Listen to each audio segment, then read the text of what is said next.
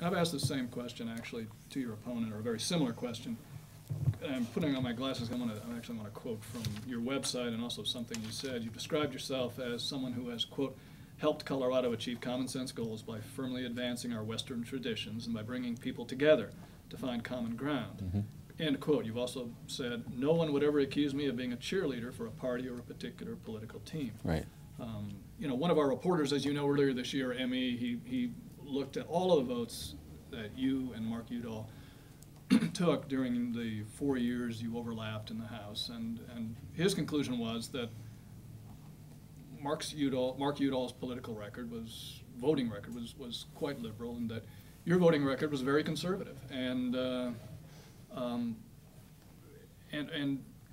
just curious, how do you make the case to independent Coloradans that your record is one that demonstrates your ability to reach across the aisle, achieve common ground, you know, one that is interested in bipartisanship, which seems to be something that voters, at least voters, profess to want in this particular political environment? Mm-hmm. Well, bipartisanship, when achieved for the purpose of utilized for the purpose of achieving some positive public goal, is always the best way to proceed. Achieving questionable goals for the sake of partisanship is a betrayal of your public trust, and that, I think, is probably the difference in perspective on the value of bipartisanship. I had and that's reflected. I mean, the answer to your question is reflected in well, here's what I did when I was the congressman. The way I got my last re-election numbers up to near 80% was precisely answering this question, and how that is finding persistent strategies to maintain a firm vision and a clear set of objectives for my constituency, which was primarily rural. It was the eastern plains of the state. How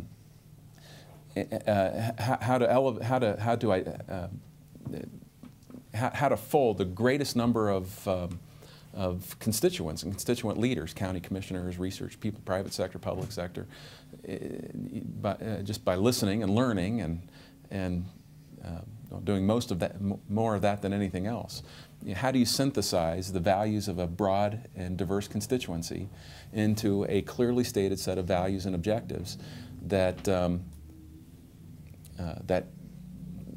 that I articulate in the 6 years I was there, would articulate at every single opportunity, on the House floor, everywhere I'd make a speech, and the kind of legislation I introduced. Most people in my district could recognize their input in the kinds of votes and the kinds of legislation, and the work record that I established in the Colorado State, or in the United States House of Representatives. And folding those concerns, regardless of whether one was a Republican or Democrat, but all people into that kind of a record. Listen, the voting margin grew every time I ran for office, and it wasn't because I went to Washington and circled the wagons and decided, all right, I've got my majority, that's all I need. Right. No, we did more than that. I mean, leadership is a formula of addition, and you try to just keep adding and adding and adding by broadening your leadership and appeal. You know, when you're running for Senate, it's a little bit different than representing a congressional district. Oh, of course, right. You're dealing with more national issues, and I wonder if you could cite national issues where that same spirit you engaged in that same spirit, or you had examples of the bipartisanship, and maybe perhaps even from the State Board of Education, because I know you've talked about your work on the State Board as being vice chair, like specific examples of where your ideology or point of view came and worked together with people from a different point on the political spectrum. Oh, sure. Well, I mean, I would make the case that every issue that I dealt with in Washington on behalf of a congressional constituency was national in scope. There's certainly local problems, and that will be the case in the Senate, representing the U.S. Senate seat as well. Several local issues that are national in scope. For example, the Center for Disease Control, after 9/11, worked with Diana DeGette, of all people. Diana DeGette was very instrumental in the presentation that we ended up making to our colleagues in a number of places on getting a facility that was that was quickly rising as a terrorist threat, and that you've got every nasty disease known to mankind flying around in cages, and mice, or in mosquitoes and bats and rabbits and mice that's up there in Fort Collins.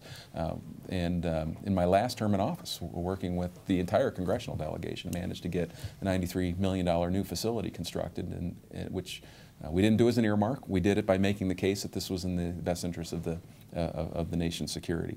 Same with accelerating the cleanup of Rocky Flats. Worked with a great number of people on getting, Duncan Hunter was the chairman of the relative committee at the time, who helped accelerate the funding that expedited the cleanup and got us done ahead of schedule. There were, I don't remember who anymore, but there were county commissioners and local officials that helped put that tour together, where I brought Congressman Hunter out here and did the tour. He was impressed. He put the letter in on behalf of a great number of us, and that helped expedite cleanup. Gosh, I can come up with that. Yeah, agriculture. I was deeply involved in every farm bill that passed. What about the Board of Ed? Board of Education, same thing. Board of Education, Board of Education. It's hard to even think of when we have partisan votes. Sometimes they come down. Sometimes they do come down on partisan lines, but it's rarely for partisan reasons. That may sound hard to. It's just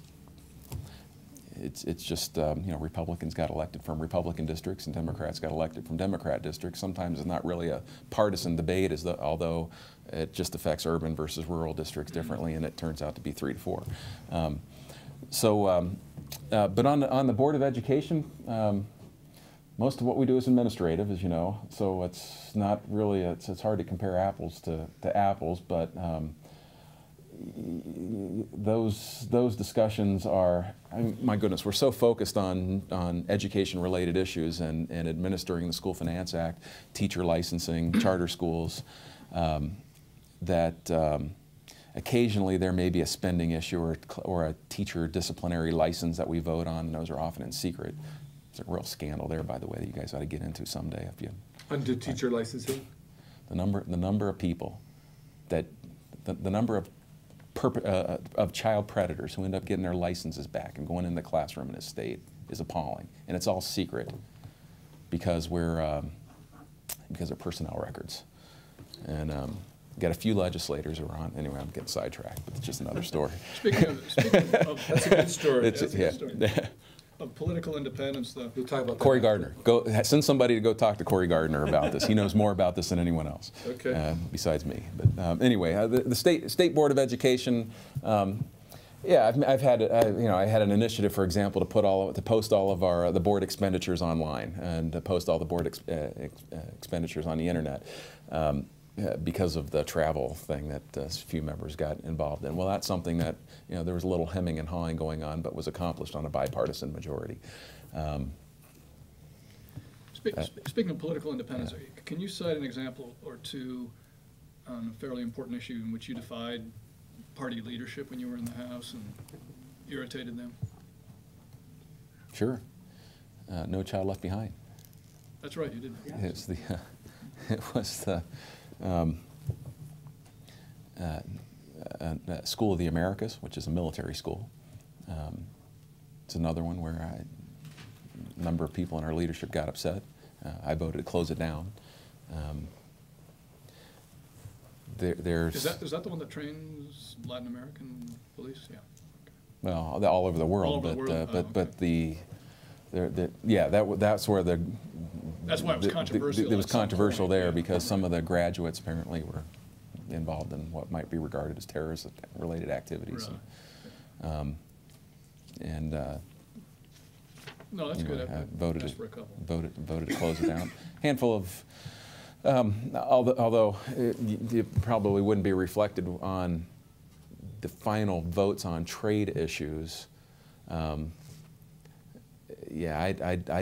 defied my leadership a lot on trade bills from the standpoint, although I'm pro-free trade, there tend to be lots of provisions and amendments in trade bills that have nothing to do with trade, things like labor agreements, Endangered Species Act application, that has more relevance in farm country than it may elsewhere in the economy. But You voted against the amendments then as they were introduced? Well, not or? vote against them. I went after them. I went after them and got them removed before the bills came to the floor. And those indeed did cause heartburn for our leadership because sometimes they are. This is the debatable part of it. Sometimes they are perceived to be necessitated by other agreements and treaties that we have with the World Trade Organization or else otherwise, but have a hard time persuading me that we have to have a certain set of labor laws in a trade agreement because the WTO wants us to, or things of that sort. So I would often work to try to fight to take the non-trade related issues out of trade bills, and often at the committee stage succeeded, but it did cause a great amount of heartburn. I just happened to have won, which is nice.